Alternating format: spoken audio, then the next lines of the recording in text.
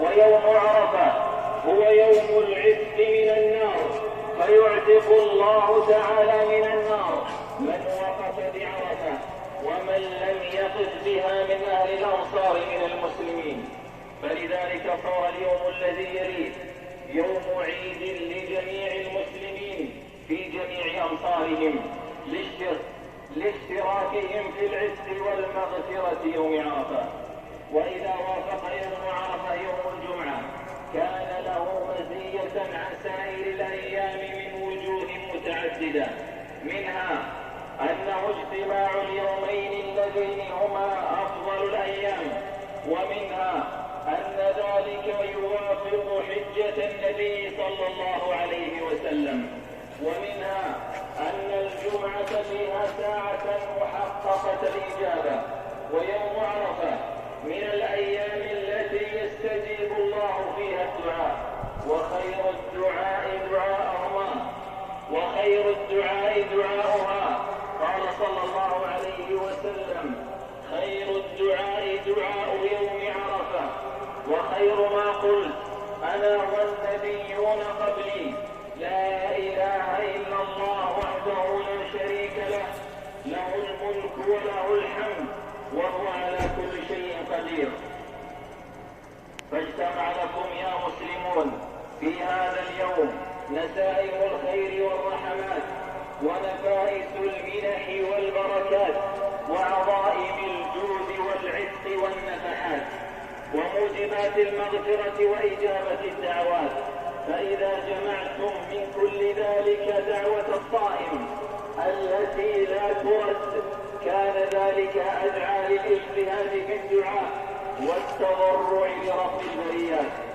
عباد الله، من أحب اليوم أن يكون من النار عتيقا ومن أسر الذنوب طريقا فليتضرع إلى ربه بالدعاء، وليسكب دموع الخوف والرجاء، وليستغفر ربه من ذنوب طالما ارتكبها ومن خطايا طالما تساهل بها حتى اجتمعت عليه فكسرت عليه معيشته وحالت بينه وبين ربه.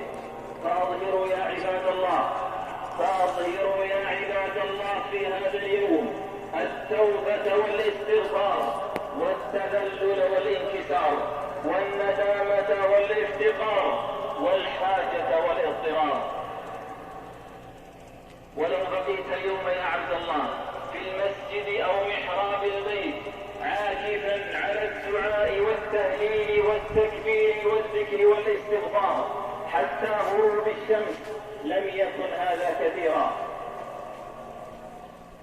ففي هذا اليوم من الفضائل والخيرات ما تستحق لأجلها أن تبذل الأوقات، وإنما هي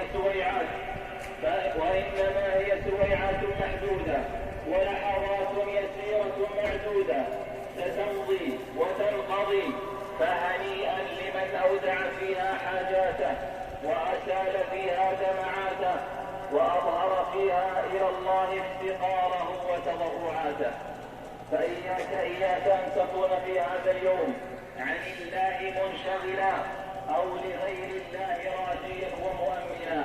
عن سالم بن عبد الله بن عمر بن الخطاب أنه رأى سائلا يسأل الناس يوم عرفة فقال: يا عاجزا في هذا اليوم تسأل غير الله تعالى؟ وادعوا الله يا عباد الله